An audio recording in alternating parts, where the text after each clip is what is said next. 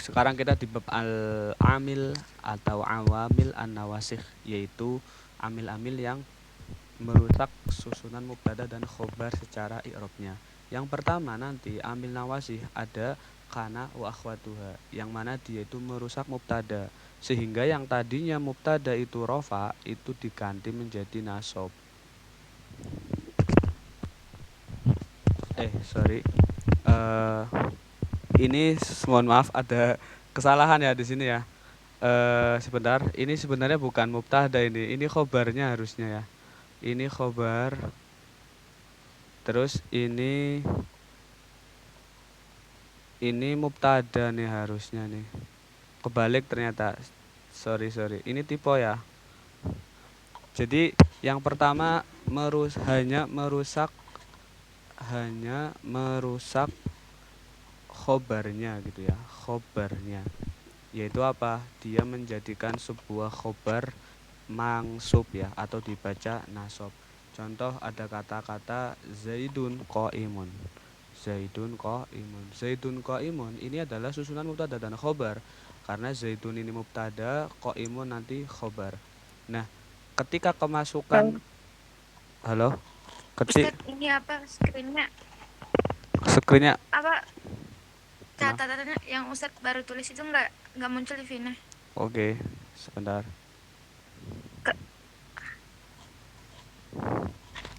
Yang baru dicoret-coret sama Ustaz nggak muncul. Oke.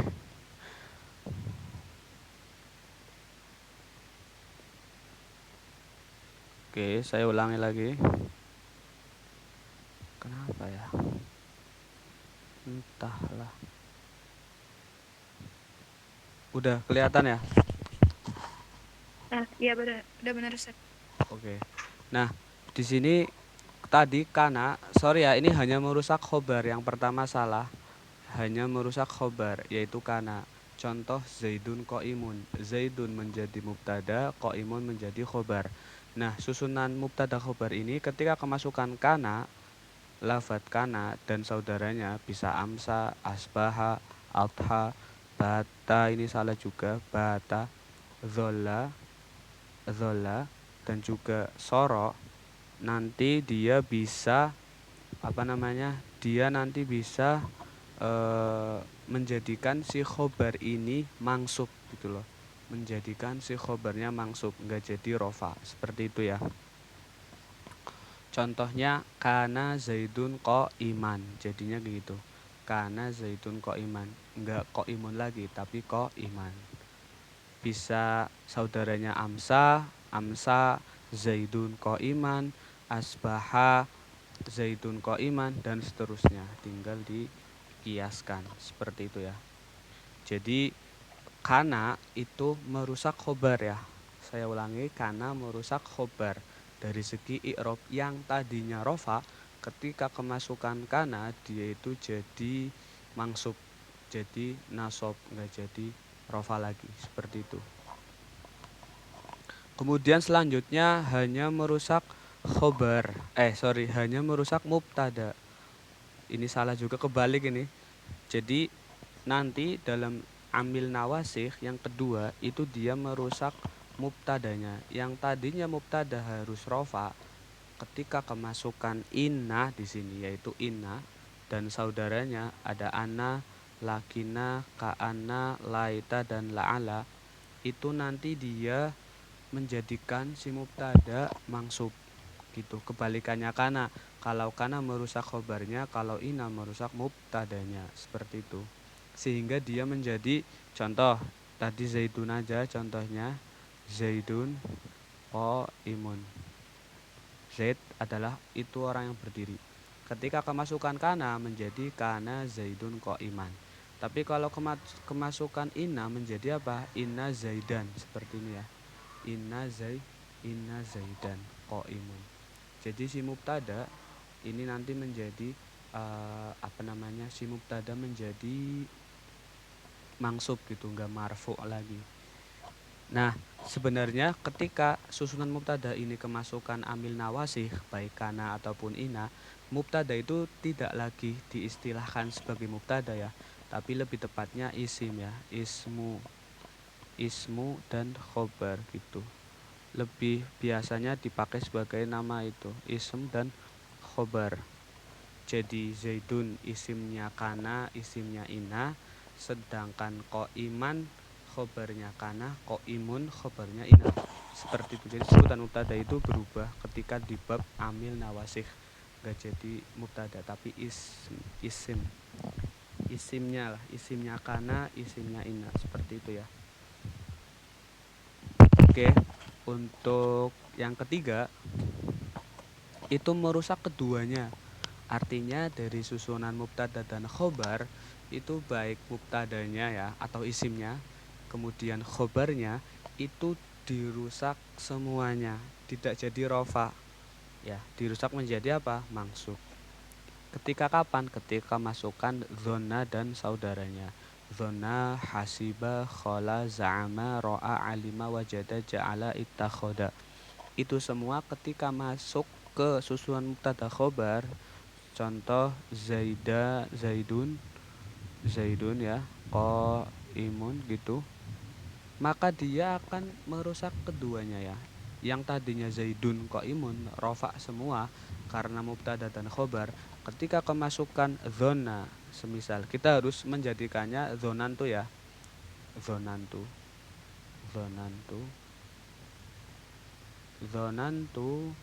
zaidan jadinya iman. Dan ketika zaidan iman, dia tidak lagi istilahnya isim zona ataupun khobar zona, tapi maf'ul.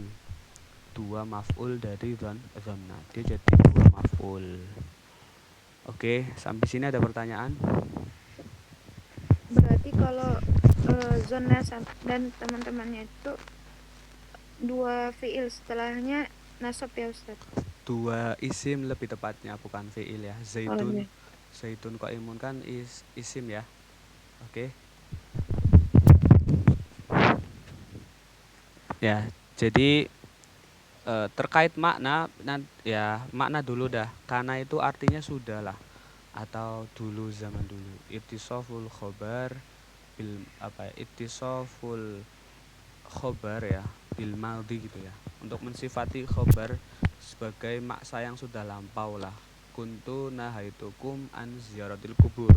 Dulu saya melarang berziarah kubur. Fal'an fazuruha. Maka sekarang berziarahlah. Itu hadis Nabi. Kuntu di situ tuh maksudnya ya dulu saya gitu. Dulu lah, ada arti lampau. Ya fil madhi sih memang gitu. Kemudian ada amsa. Amsa itu menjadi tapi di waktu sore. Asbaha juga menjadi di waktu pagi. Adha menjadi di waktu duha. Bata menjadi di waktu malam. Dolla di waktu siang. Soro menjadi. Soro kan emang menjadi artinya kan. Fasoro maka menjadi gitu kan. Terus laisa. Laisa itu nafi artinya ya. Laisa itu nafi.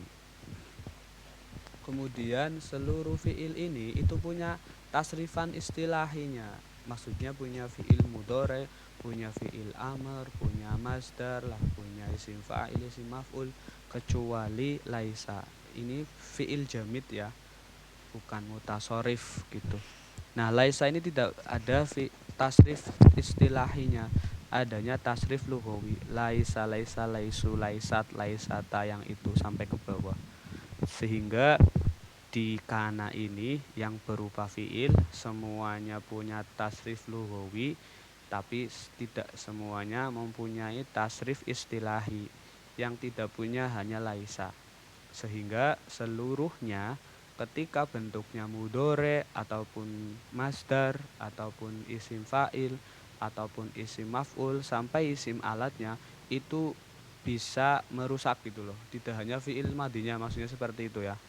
Dalam seluruh bentuk sihotnya, baik sihot madhi, mudhari, amr, isim alat, isim zaman, isim makan, fiil nahi, itu bisa merusak khobar dari susunan mubtada khobar atau bisa beramal gitu. Oke. Kemudian ina sekarang. Kalau maknanya ina itu ina dan anna ya. Itu saudara dekat lah, ina dan anna, beda harokat hamzahnya doang. Nah, inna dan anna itu sama-sama litaukid. untuk menunjukkan makna taukid tegas atau mentaukiti, menguatkan gitu. Sesungguhnya gitulah kalau diartikan dalam bahasa Indonesia gitu ya. Kemudian lakina itu istidrokul kalam ya, menghilangkan prasangka yang tadinya dianggap iya tapi ternyata bukan. Semisal indi tolibun lakin jahilun gitu, atau ja'a rajulun solihun lakin jahilun, semisal seperti itu ya. Telah datang seorang yang solih, orang yang sangat soleh lah, suka sholat, suka apalagi ya, pokoknya rajin beribadah, lakin na jahilun, atau lakin nahu gitu ya, lakin nahu jahilun, tapi dia bodoh semisal. Harusnya kan orang yang soleh ya, prasangka umumnya kan ya pintar seperti itu atau alim ya, tapi di sini jahil gitu loh. Nah itu lakin nah untuk menghilangkan prasangka. Kemudian ada ka'ana. Ka'ana itu artinya litashbih. Litashbih itu ya untuk menyerupakan gitu. Ka'ana zaidun asadan ya. Zaid itu diumpamakan seperti singa gitu. Menyerupai lah, tasbih menyerupai ya. Oh, apa namanya? Mentasbih iya menyerupakan si Zaid dengan Asad atau si singa seperti itu dalam hal berani semisal ya kan, sama-sama pemberani. Ka'ana Zaidun Asadan seperti itu ya. Kemudian laita itu untuk tamani ya kan, mengharapkan sesuatu yang jarang terjadi lah ya, jarang terjadi, seperti masa muda yang semoga bisa kembali, itu kan gak mungkin. Masa muda ya ketika sudah terlewati ya terlewati, nggak mungkin balik lagi. Biasanya contohnya yang paling masyhur ya laita syababa ya'udu yauman gitu. Laita syabab ya aidan gitulah. Laita syababa aidun ya, sorry ya. Tadi berarti ka'anna zaidan asadun gitu ya. Ka'anna zaidan asadun, terus laita syababa aidun ya.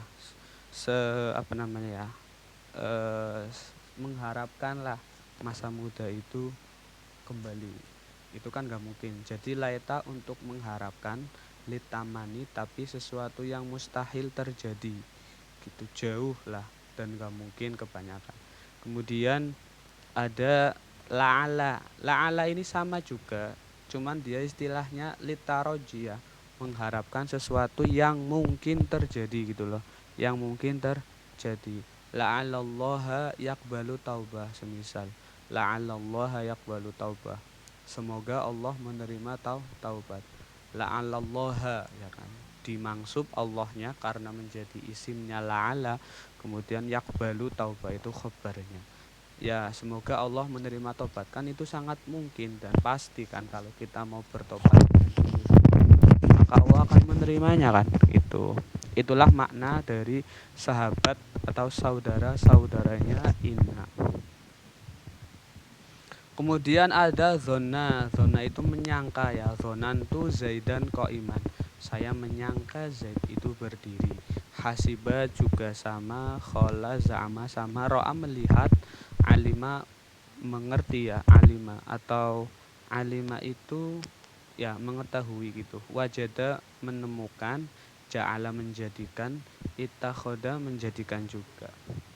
Seperti itu ya. Sehingga saudara-saudaranya sama, ini bentuknya fiil dan semuanya juga bisa ditasrif secara tasrif lughawi maupun istilahi seperti itu. Oke, setelah kita mempelajari al-awamil al-nawasih dari definisi dan macamnya serta contohnya, sekarang kita akan mempelajari tentang amalnya. Kemudian apa sih amal ya? Istilahnya atau tugasnya itulah. Amalnya kana itu apa sih gitu loh. Amalnya adalah merofakan isimnya atau mubtada yang tadinya mubtada dan menasabkan khobarnya. Contoh kana zaidun qaiman. Mana isimnya Zaid? Ini isimnya Zaidun.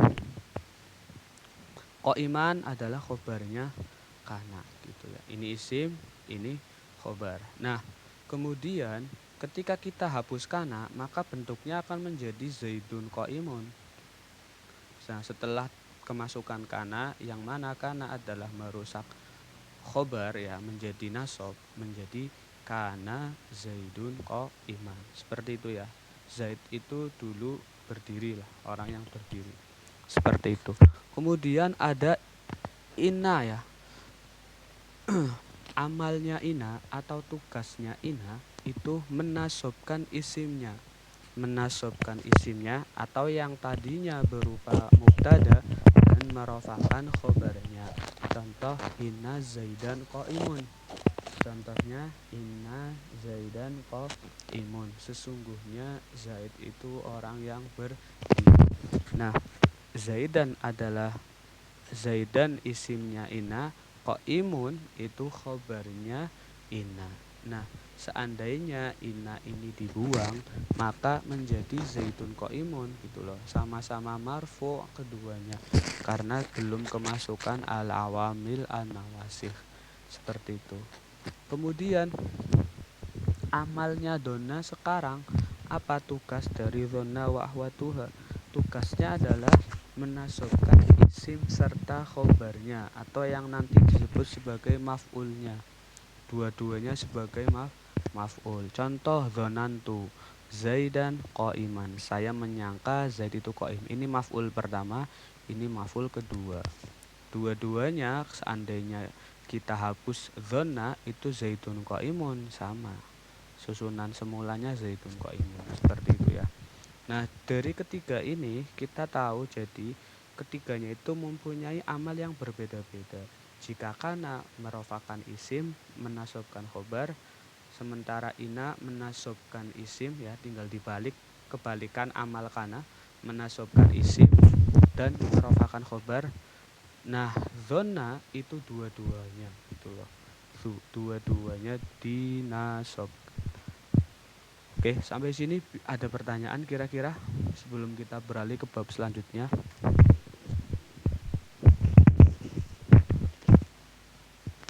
Halo?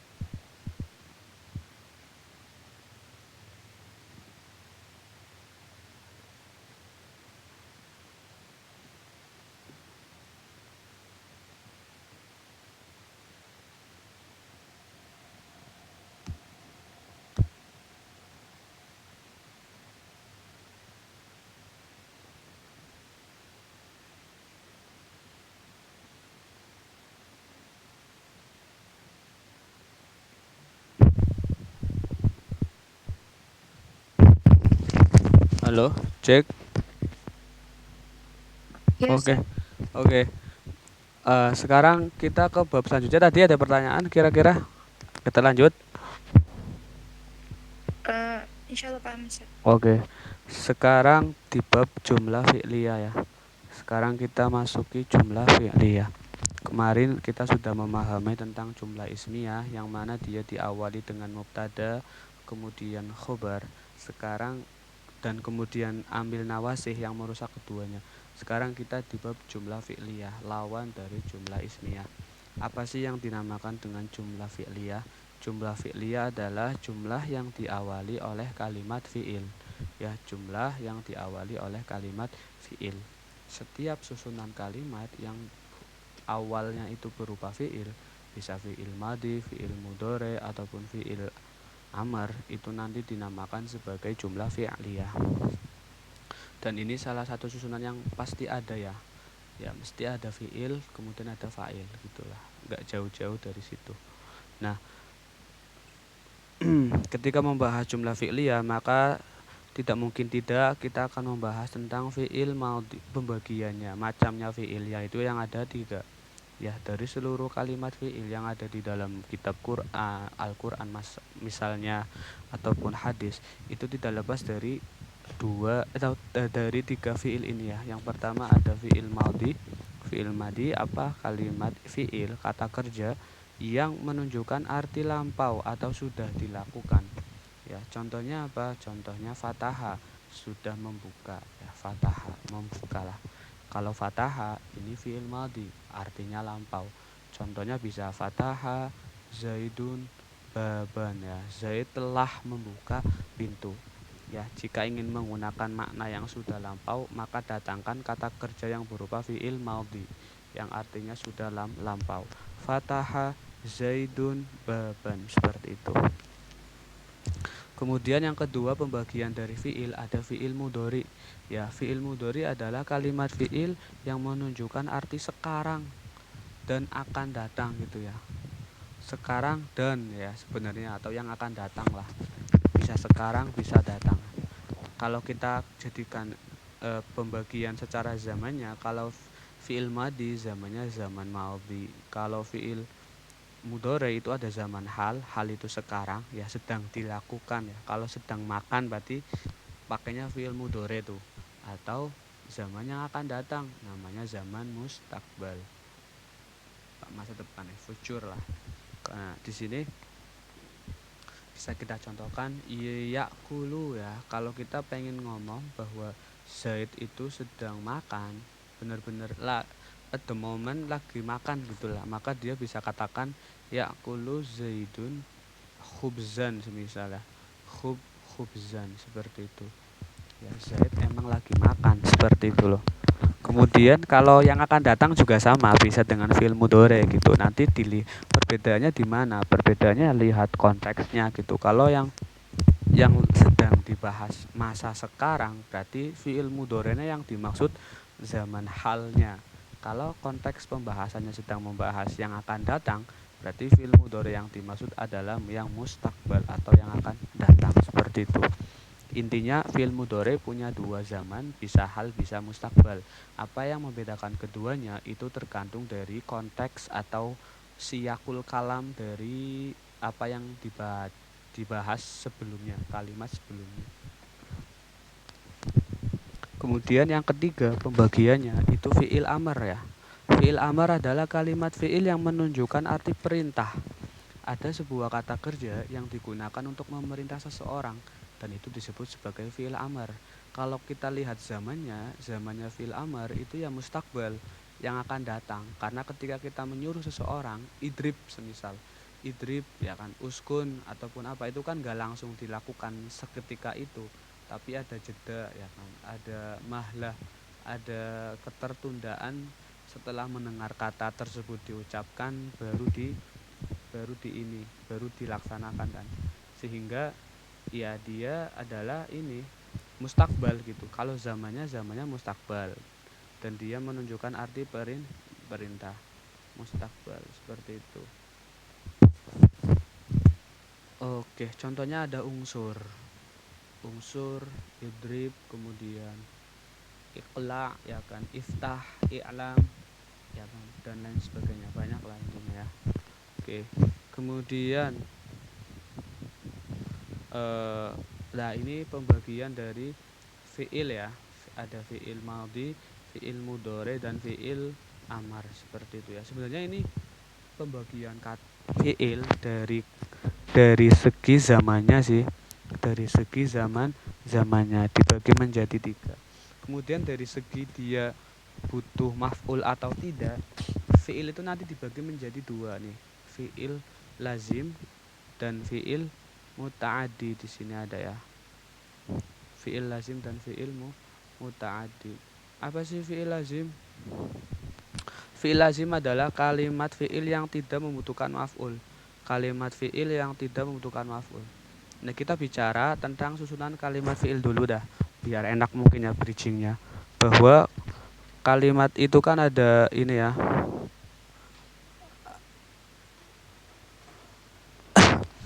Ada 3 biasanya.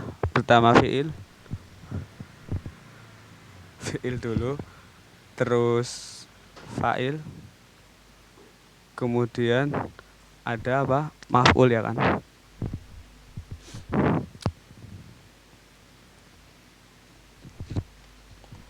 Nah, fi'il ya kata kerjanya ya, verbnya lah atau kata kerja gitu. Kemudian kemudian fa'il ini sebagai subjek, kemudian maf'ulnya menjadi objek. Nah, cuman awakmu, Pak. Awakmu lho. Iya. Dia, Pak.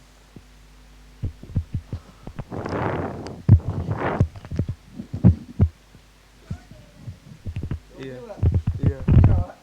Jadi ditransfer dari mana? Apa? Iya kan?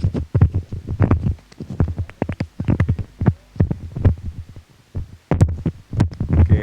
Halo, masih bersama saya. Ini ada pengganggu nih. Oke. Selanjutnya ya. Tadi kita kembali lagi. Ada kata kerja, ada subjek, ada objek gitulah. Itu sama dalam bahasa Arab. Ada kata kerja fiil, ada subjek fa'il, ada objek maf'ul. Cuman dalam bahasa Arab ya semua bahasa juga sama sih. Tidak semua kata kerja butuh kepada si objek kan. Ada yang memang dia dicukupkan dengan fa'ilnya aja gitu. Ya, yang itu yang disebut sebagai fiil lazim. Fiil lazim. Nah, fiil lazim ini secara definisi di sini kalimat fiil yang tidak membutuhkan maf'ul. Contohnya banyak. Contohnya ya, semisal dhahaba lah. Dhahaba kan pergi. Dhahaba ini nggak perlu objek ya kan. Dia butuhnya keterangan tempatnya. Dia pergi kan. Pergi kemana gitu loh. Dhahaba zaidun semisal. Ilal madrasah. Ilal madrasah. Nah, di sini dhahaba itu fi'il lazim karena nggak ada maf'ulnya memang gitu ya. Nggak ada maf'ul, hanya ada fa'il gitu. Si subjeknya gitu. Pelaku dari yang pergi, tapi dia tidak butuh objek, butuhnya kata keterangan tempat ya. Itu ilal madrasah itu keterangan tempatnya. Dan ciri-ciri dari fi'il lazim atau fi'il yang memang tidak butuh maf'ul ya, fi'il yang memang mencukupkan dengan marfu'nya atau fa'ilnya itu biasanya dikerjakan oleh seluruh anggota badan. Kayak pergi ya kan, tidur, nama ya numu itu, kemudian apalagi lah. Itu tuh biasanya dia termasuk dari fi'il lazim ya. Walaupun mungkin ada pengecualian gitu. Cuman mostly itu yang pekerjaan yang dilakukan oleh seluruh anggota badan itu biasanya masuknya ke fi'il lazim. Kayak dhahaba butuhnya kata keterangan tempat, nama juga sama, nama tidur itu. Tuh ya. Oke, kemudian contohnya jaa ya, datang juga sama nih, datang nggak butuh maf'ul ya, dia butuhnya kata tempat, dia datang kemana gitu kan. Contohnya jaa zaitun, dia nggak mungkin jaa zaitun amron atau jaa zaitun bakron jadi maf'ul nggak mungkin.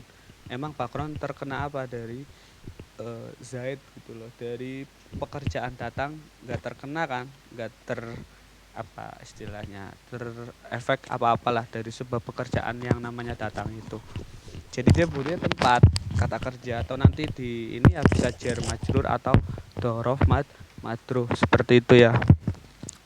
Nah, kemudian yang kedua, setelah fi'il lazim kan dari kerangka fi'il, fa'il, maf'ul itu nanti ada kata kerja yang memang butuhnya dua-duanya memang dibutuhkan gitu loh. Ya dia butuh fa'il, ya dia butuh maf'ul, dia butuh subjek, dia juga butuh objek gitu loh. Contohnya apa? Doroba Zaidun Amron. Doroba memukul siapa? Zaidun Zaid Amron kepada Amr lah, nama orang ya. Zaid memukul Amr. Nah, di sini doroba jelas ya, doroba memukul butuh pelaku, nggak mungkin ada kerjaan atau ada suatu pekerjaan nggak ada pelakunya kan, nggak mungkin. Zaid berarti pelakunya. Oke.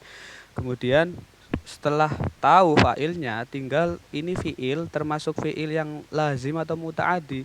Ternyata kita tahu doroba ini fi'il muta'adi.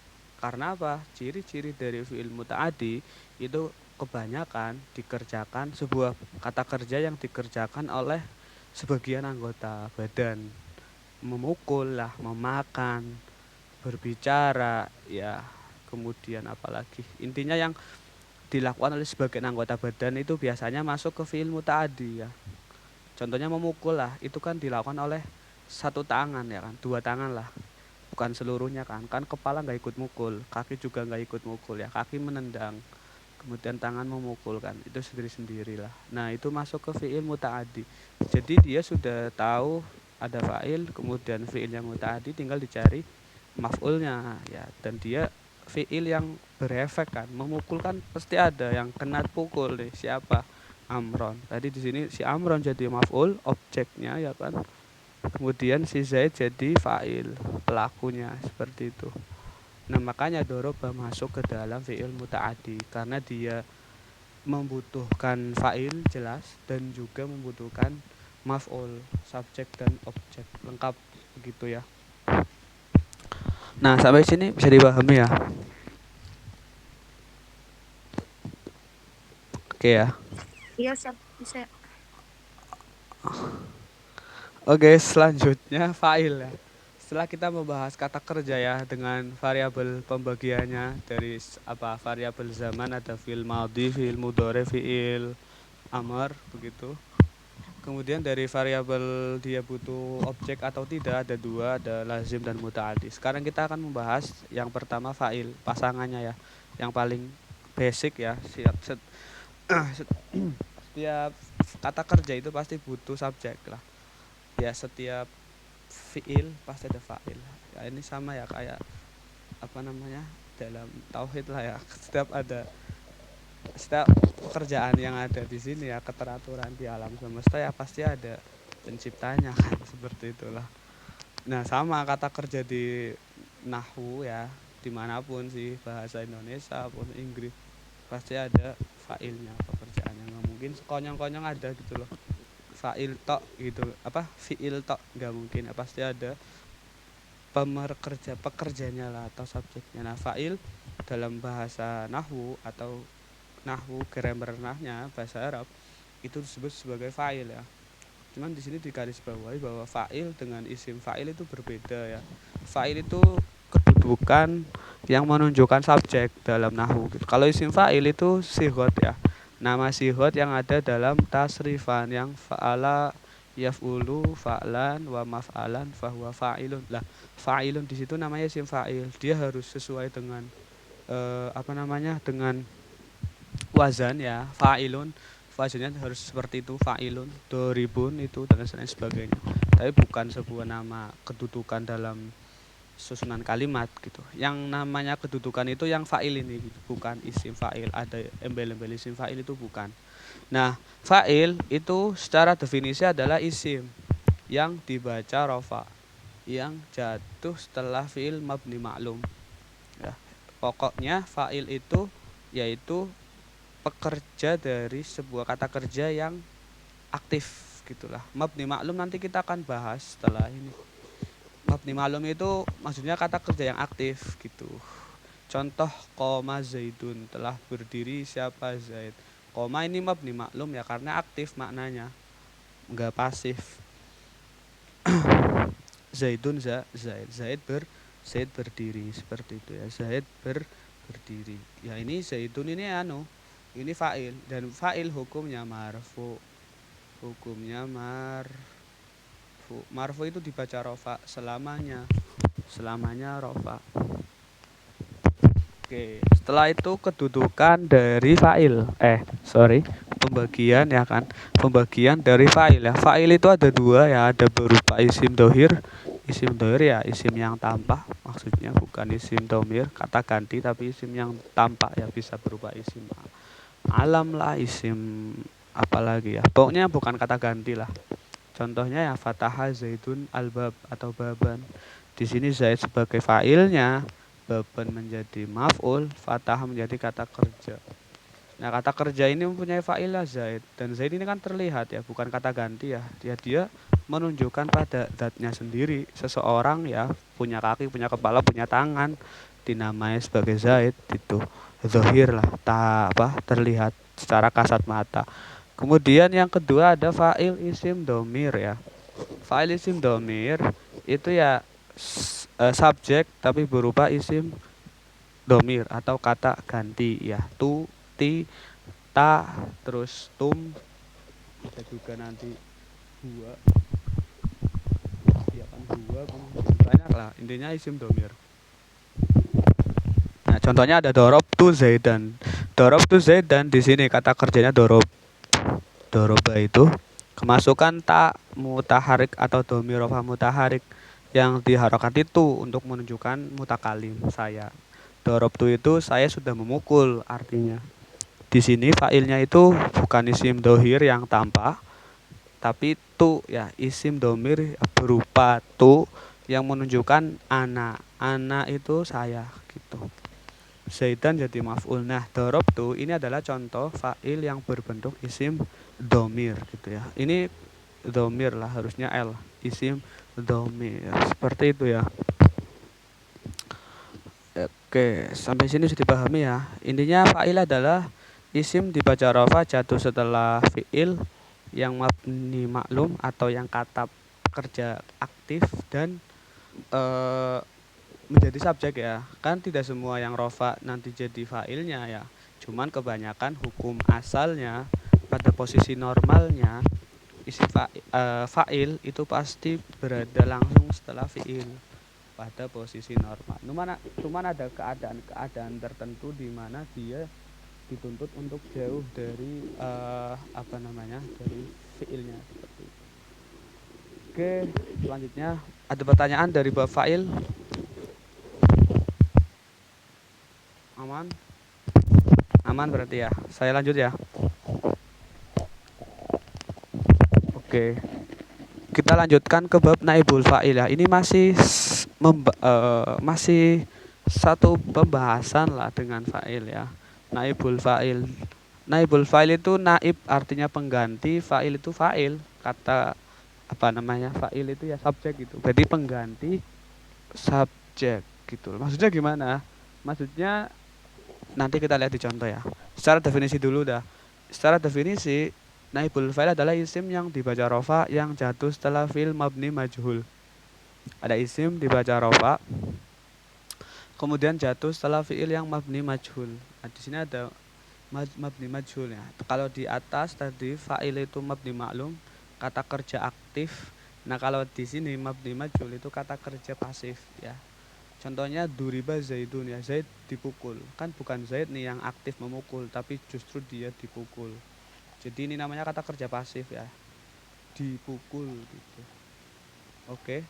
Ya, kalau ada isim, kalimat isim begitu, kemudian dibaca rafa dan sebelumnya fiil, namun fiilnya fiil mabni maklum atau kata kerja pasif, maka dia dinamakan naibul fa'il, bukan fa'il ya.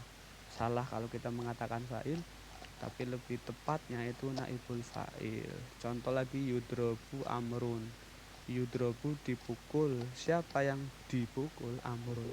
Yang aktif memukul bukan Amr ya, orang lain semisal Bakar semisal ya. Yang mukul Bakar, yang dipukul Amr. Jadi keduanya tadinya ini berarti apa? Maf'ul ya. Zaidun itu tadinya maf'ul, Amrin tadinya maf'ul.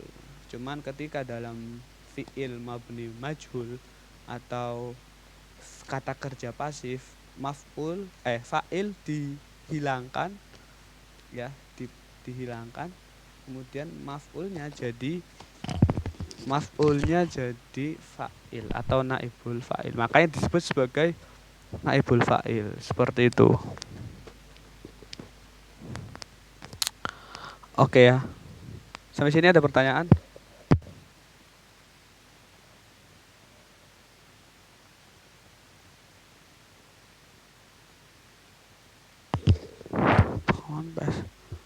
Ponpes sendiri. Iya, Ustaz. Oke. Kemudian di sini kita kan tadi kan kita membahas ada mabni maklum dan mabni majhul. Sehingga kita butuh tahu apa sih yang atau bagaimana cara membuat mabni maklum cara membuat mabni majhul gitu loh. Kalau mabni maklum ya devalutnya lah, posisi normalnya sebuah kata kerja kan aktif gitu loh. Yang kita perlu tahu di sini adalah bagaimana kita membuat lah atau mengetahui kata kerja itu tuh kata kerja yang pasif atau mabni majhul. Oke. Oke, nah di situ di bawahnya kita bisa melihat cara membuat fiil mabni majhul ya. Ada kaidahnya dan ini harus dihafal di luar kepala, yaitu apa? Dumma awaluhu wa kusiroma qabla akhirih. Apa sih cara membuat fiil madi? Gimana sih? Ya dengan kaidah ini ya. Ketika fiil madi maka kaidahnya ini dumma awaluhu wa kusiroma qabla akhirih. Mendoma huruf pertama dan mengkasrah huruf sebelum akhir ya. Seperti itu ya. Contohnya nih, nah ini ada mendoma huruf pertama dari sebuah fiil atau kata kerja dan mengkasroh huruf sebelum akhir ya. Huruf sebelum akhir. Kita masuk ke contoh mungkin. Contohnya doroba lagi ya. Doroba ini bentuk aktif, kata aktif. Kayak fiil madhi mabni ma'lum begitu. Jika kita ingin dia majhulkan atau kita pasifkan maknanya ya, maka kita bisa mendomah huruf pertama dotnya, berarti di du ya, kita geser jadi du, mendomah huruf pertama, kemudian ri ya, mengkasroh huruf sebelum akhir, duri ya, banyak huruf terakhirnya sama ya, huruf terakhirnya sama. Oke, doroba menjadi duriba seperti itu. Kemudian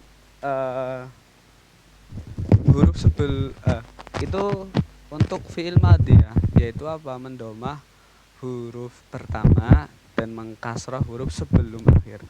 Sementara dan fiil mudhari itu juga bisa kita jadikan kata kerja pasif atau fiil mabni majhul begitu.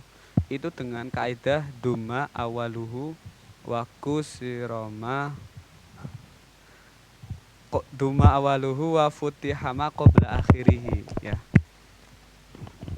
Dumma awaluhu wa futihama qabla akhirih, mendoma huruf pertama dan menfathah huruf sebelum akhir. Menfathah huruf sebelum akhir. Ini bedanya apa? Kalau fi'il madhi di kasroh, kalau fi'il mudhari itu di fathah. Contohnya gimana? Contohnya yadribu aja ya. Yadribu ini bentuk normalnya ya kan. Ini namanya fi'il mudhari mabni maklum begitu. Kalau kita ganti ke mabni majhul menjadi apa?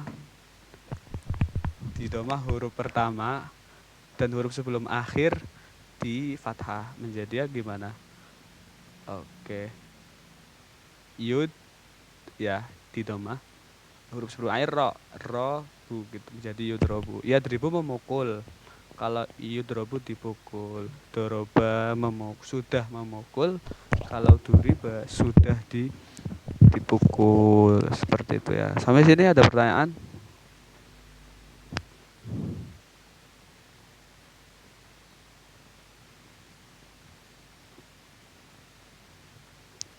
Halo? Oke.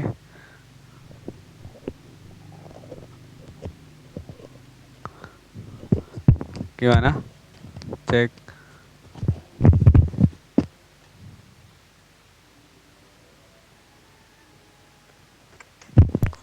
Ya, Ustaz. Oke. Kalau nggak ada mungkin bisa kita cukupkan dulu. Sampai sini dulu. Ada, Ustaz, ada. Oh, ada pertanyaan. Apa nih pertanyaannya? Silakan. Jadi kalau apa? Gimana? Naibul fa'il Ya. Oke, masih di sini. yang di mudorenya. Oke, di sini mendoma huruf pertama. Huruf pertamanya itu kan Didomah. domah. Iya, kalau mau dimabni majhulkan. Kalau mau berarti yang kedua tetap sukun. Iya, yang kedua tetap sukun. Yang ketiga dia Yang ketiga dia fathah gitu. Fathah, iya fathah. Kalau fi'il madi yang pertama di doma, yang sebelum akhir di kasroh. Kalau di madi dia Madi nih. Doroba duriba.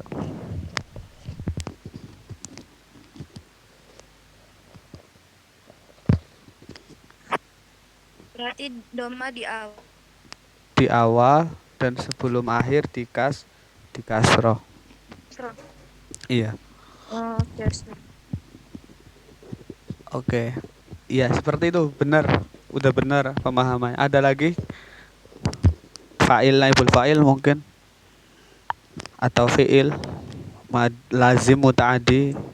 Madi, mudore. Amar. Aman. Iya, Ustaz. Insyaallah. Oke. Mungkin untuk tawabi ya. Ini nanti bisa kita lanjutkan besok aja ya. Oke. Iya, Ustaz. Oke, saya cukupkan. Semoga ada manfaatnya. Dari saya mohon maaf apabila ada kesalahan. Billahi taufiq wal hidayah wal inayah. Assalamualaikum warahmatullahi wabarakatuh.